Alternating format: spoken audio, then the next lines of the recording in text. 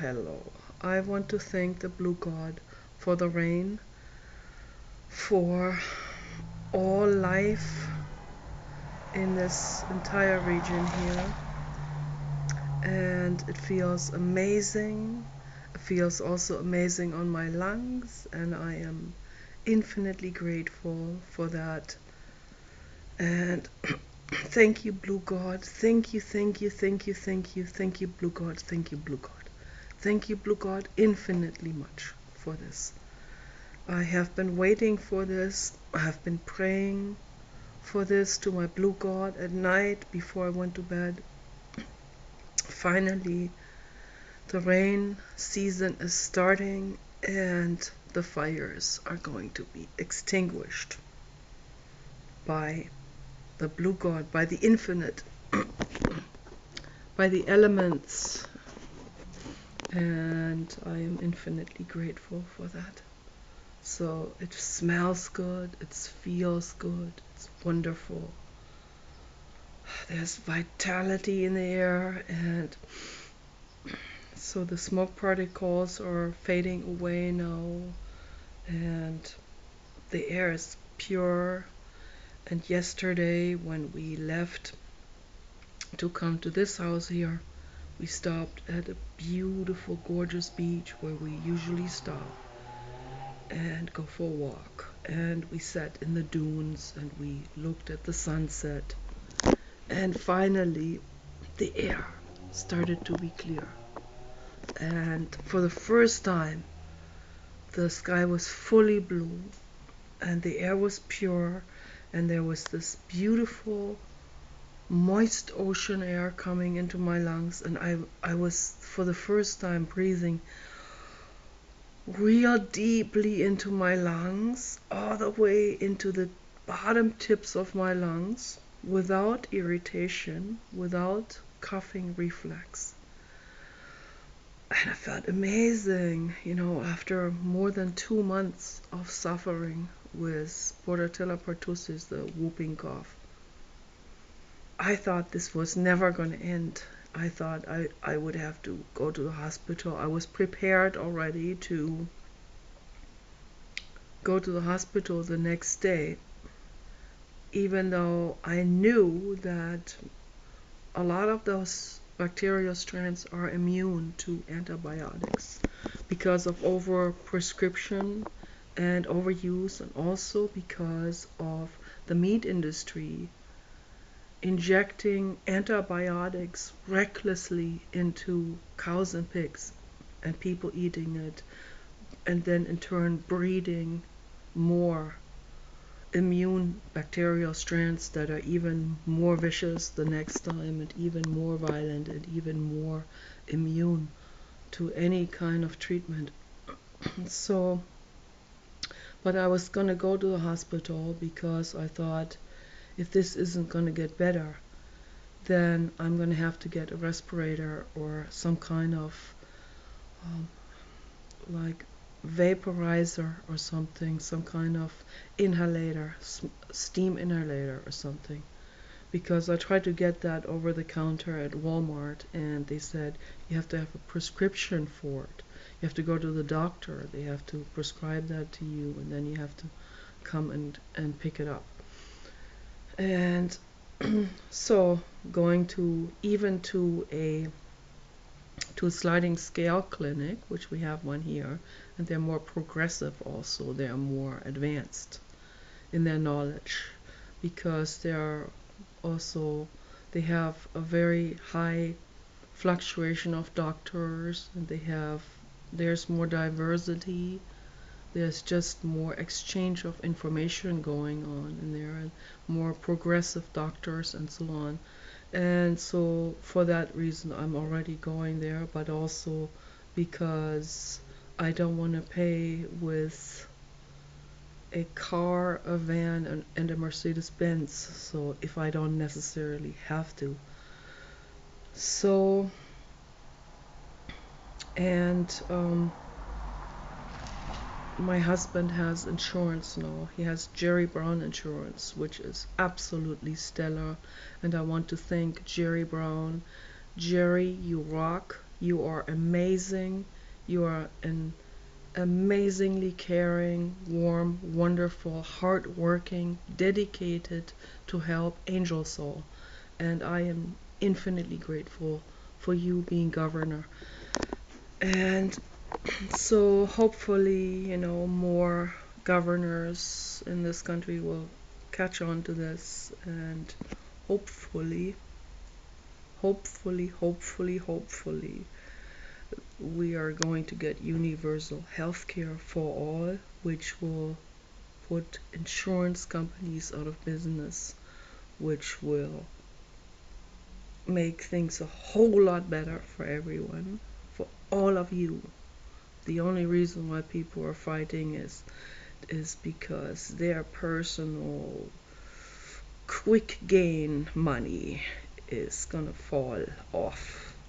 Their exploitation is gonna fall off. Their enslavement is gonna fall off. And everyone who doesn't gain from it and it's still against universal health care, calling it communism, you commies, those go by propaganda, and they go by what a talk radio person told them. They don't go by what is good for their bodies.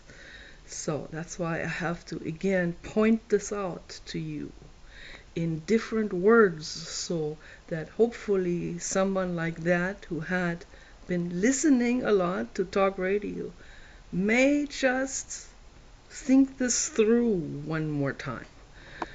We need universal health care for all, okay? Also for people who come over the border from Mexico. They also need health care. They are living beings too. And most of them work very hard. They work their asses off. They work jobs you don't want to do, okay?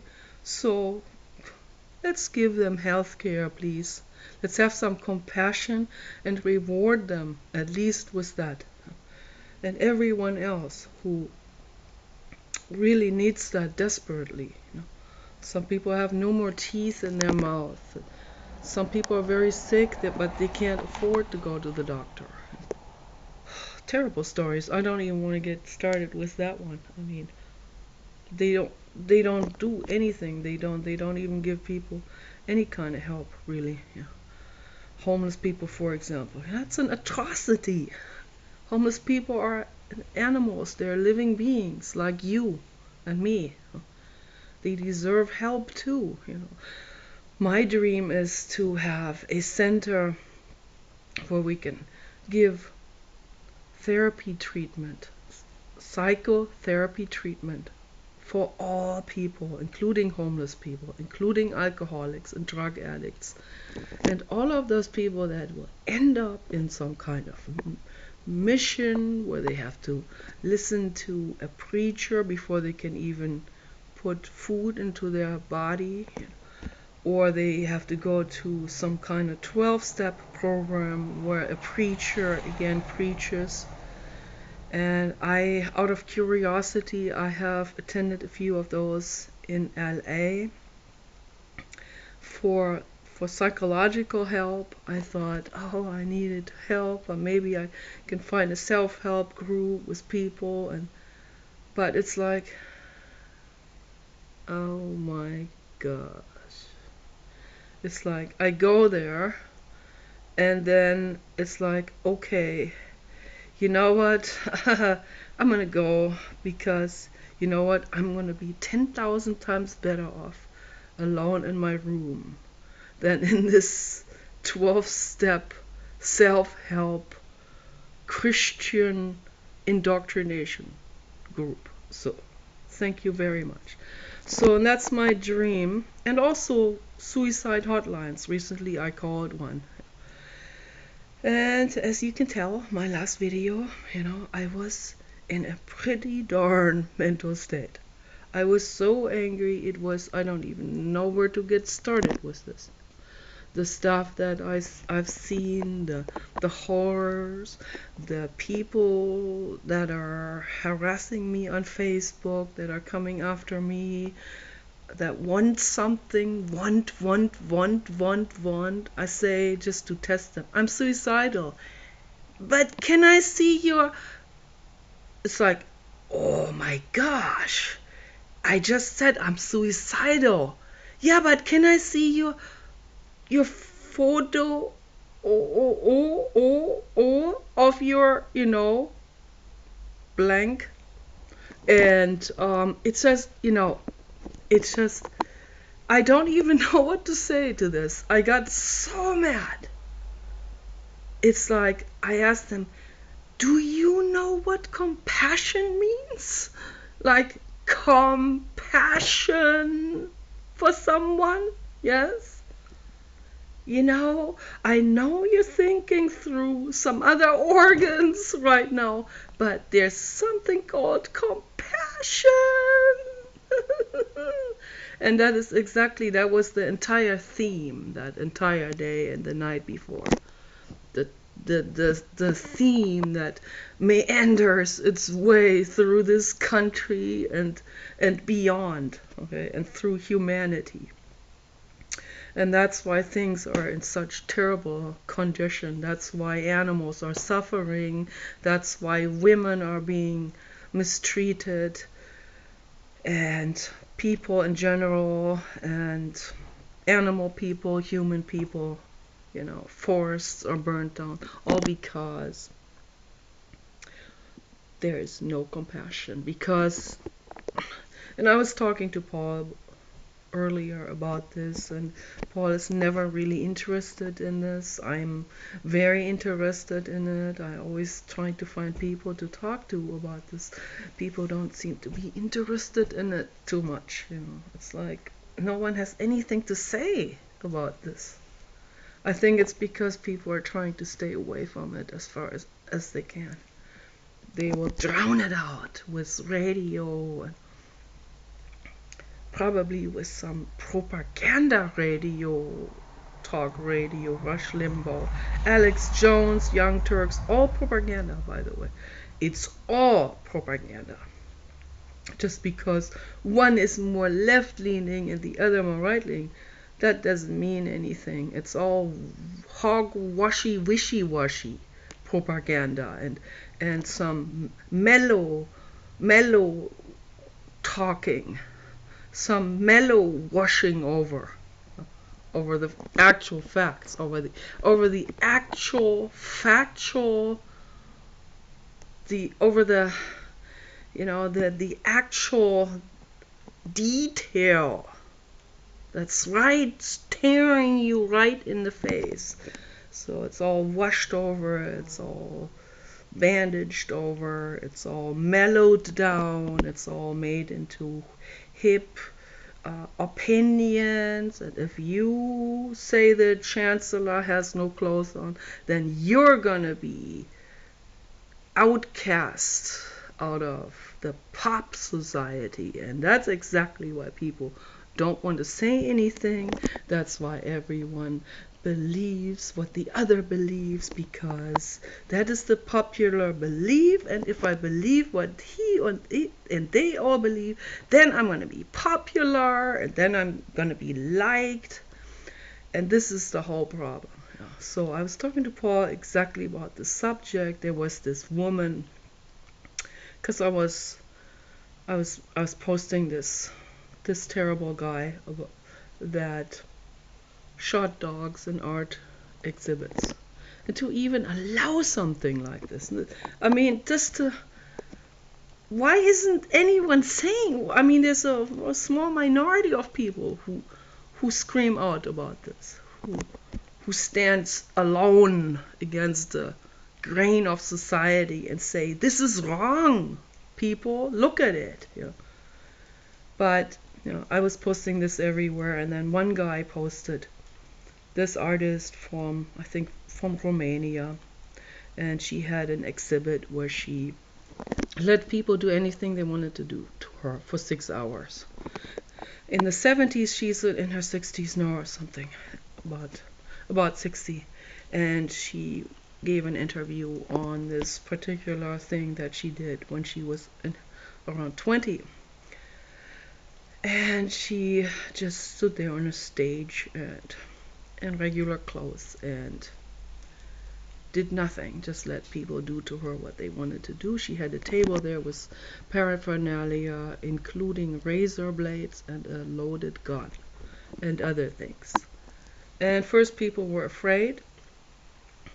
Then when one started, others came too, And so then little by little, the sadistic people came out, and gropers and sexual people and they did all these things because she said she's going to take full responsibility for whatever happens to her, and she was risking her life. She was even willing to die to show humanity the mirror. And I was absolutely shocked. Well, first of all, I said to the guy, well, the dog didn't ask for it. The dog didn't choose this experiment of being shot in an art exhibit. So you can't even compare the two. But I was still interested in the other thing with the lady because that's a very interesting psychological test that she did. Kind of similar to the prison guard test in Berkeley, which was conducted also somewhere around that time in the 70s, and also related to the electrocution test they also conducted in Berkeley. I think also by Dr. Philip Zimbardo and some other scientists and psychologists and neurologists. Very interesting, but highly unethical tests. They would not be legal anymore today. And I don't think that what the lady did in the 70s as performance art would not be legal either anymore. So I think there would be some ordinances at least that would say, no, I read in the book here that this is not okay. What shocks me about this is that the people in the room that did things to her, and also the bystanders that would be standing in the corner, photographers taking photos and also filmed the audience around her. People be standing there with a glass of champagne, talking, snickering, while she's being cut with razor blades. She had tears in her eyes, but she deliberately didn't want to do anything. She just stood there. She let them do what they wanted to do. Tears welled up in her eyes. That's a natural thing. And her eyes were wide open like this. And you can clearly see the terror and the fear in her face. When she finally went home that night, she said she found a strand of white hair, and she was only 20 after that performance. That's what stress does. That's what psychological stress does, and fear and terror. With cameras rolling, with news stations there, and audiences. Nobody stepped in. Nobody said on their own accord, wait a minute, this is wrong. Don't cut her skin. No one said it. Because A, they didn't care. B, they thought, well, I'm not responsible for it. Or they thought, oh, well, she said she's taking responsibility. Or people just simply shut down any of their personal kindness or caring. They just shut it all down under the intimidation of, this is an art performance, you don't want to be a party pooper or something. You know, you don't want to say, wait a minute, this is wrong that they're cutting her face with razor blades and drinking her blood. Because if I said that, then I'm a party spoiler and I'm going to be regarded as a social outcast. Then I'm not going to be part of the hip society. I think that's what's going through people's minds. I'm questioning this. Is this what's going through people's minds? Is that what keeps people away from saying, this is wrong? Protect this woman. Protect her body. So, and that is what I see throughout history and humanity. This is what I'm seeing. And it's not funny. It's not fun. It's not pleasant. That picture. That picture of my... And all of this is unconscious. People don't think about this consciously. They're not aware. I think if people became more aware of these mechanisms, they might question themselves and say, wait a minute, what am I doing here? I'm putting my prestige, my social acceptance over the well-being of this woman's body. I'm not intercepting, and out of fear. So maybe then they would question, then they would be more inclined to lay that aside, that fear of social rejection. If I would give in to my fear of social rejection, I could not make these videos. Okay, I'm a very shy person by nature. Matter of fact, I'm so shy and so self-conscious and so critical of myself and so afraid that, I could make myself ridiculous and all of this. So bad that I had to quit university for that very reason. So when I first started YouTube, I could not even show my face. I had to read from something I wrote first, and so that I would not blank out, space out, and totally lose track of what I wanted to say out of fear. So first I read it without showing my face. I just showed my artwork. Then I started showing my my chest or my belly like this. Then I started showing my face, but I was still reading. People criticizing me real badly. People who didn't even have their photo on their channel would criticize me for that. So, but it's the typical thing. Bullies that themselves would never make these videos and show themselves. So you see the incredible double standard in this. But I don't think people are aware of any of this. This is all subconscious.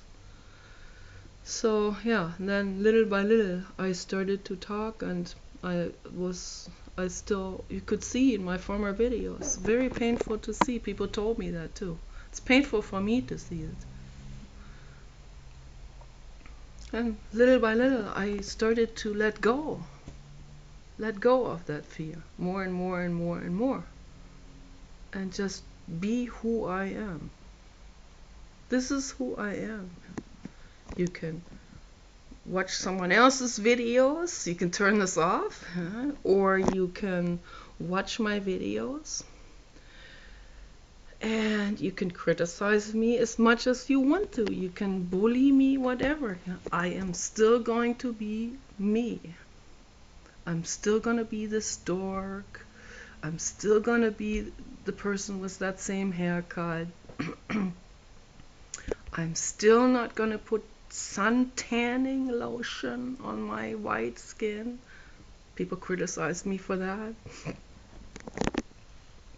I'm still not going to change my nose to make myself look less like a man with a wig.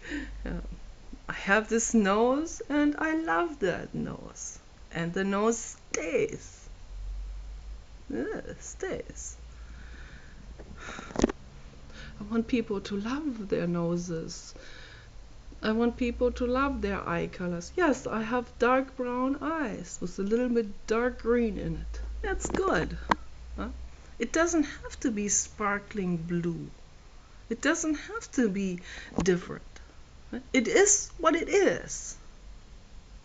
Not Barbie doll, not doll face. It is what it is. Huh? This is how also women used to look in the Middle Ages, or even queens and kings looked like this because they didn't have plastic surgery yet. So yeah, we have made ourselves into animation figures, and people go through incredible pain, physical pain, to do it, to completely negate themselves, their entire existence, who they are and everything. The pain, the suffering in the world, the horror, the atrocities, all done out of fear of what someone else thinks of them, out of wanting to be loved, like in that film Silence of the Lambs, when Buffalo Bill says, "Would you love me?" My friend Elsa and I would make fun of that, and it became some kind of joke. We would always look at each other later on. We watched it 10 times. She bought that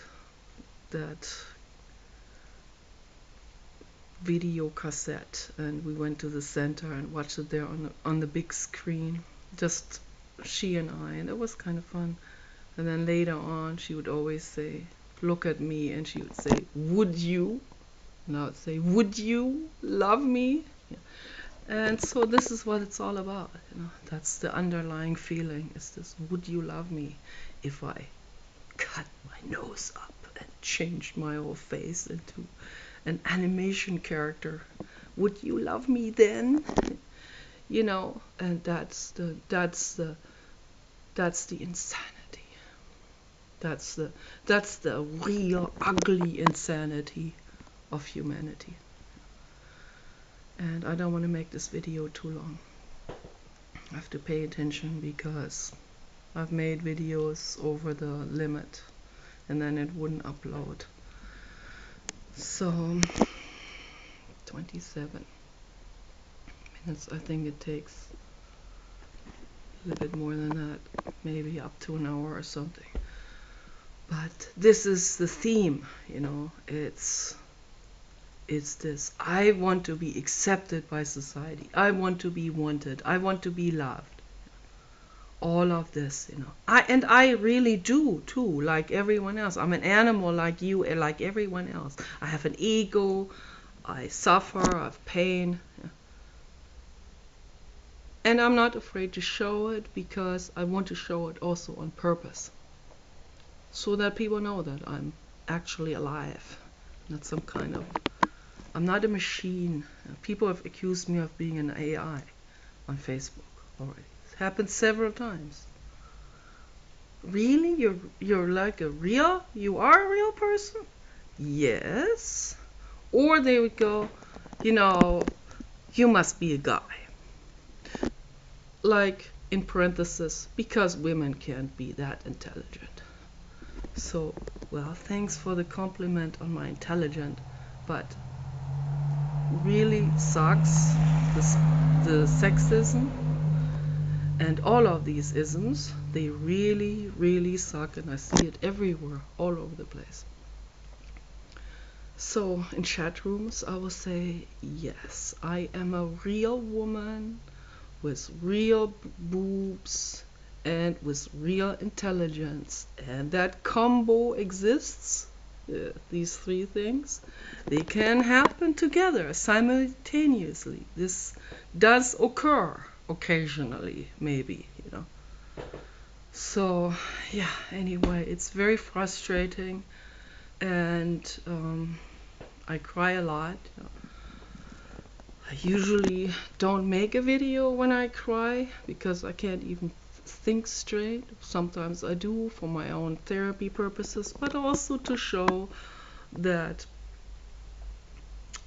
I really genuinely feel about these things. Okay, and that's why I make videos, because some people probably think, oh, you are just making these videos to make a drama. You're a drama queen. You just want attention. All of this. Yes, I do also want attention. I want all of that too. But to me, what's most important is the message, okay? This message of love is more important than your petty acceptance of being accepted by society. This is the message of love, the message of introspection, the message of letting go of the selfish need of being accepted, of being loved, wanted, and all of this. When you let go of this and be who you are and stand alone, dare to stand alone with who you are, as dork or as party spoiler or as, in Germany they call him Querulant, as someone who is off, you know, be off. Okay, that's a compliment. You don't want to be in unison with mainstream neurotic insanity. No. Be sane instead. And and it's okay, let them say you're off. Yes, I'm off because I'm sane. I'm actually sane. My tears are sane. Those are sane tears. My caring, my compassion is sane. My friend Annalise, she went into the Museum of Modern Art in LA. It was a long time ago, somewhere in the 70s. There was an artist who had a chicken in a tiny cage with the cord over it that somehow held it together. She went there, she pulled out a pocket knife and cut that thing. That cage flew open, the chicken flew out, screaming, flying through the entire museum. To me, that is what I want people to do. That's why I honor Annalise. Okay. She's done many of these things in her life because she didn't have this fear of social acceptance. She wanted to, of course, she's a famous book author and my former therapist. She wanted to be loved too, like we all do.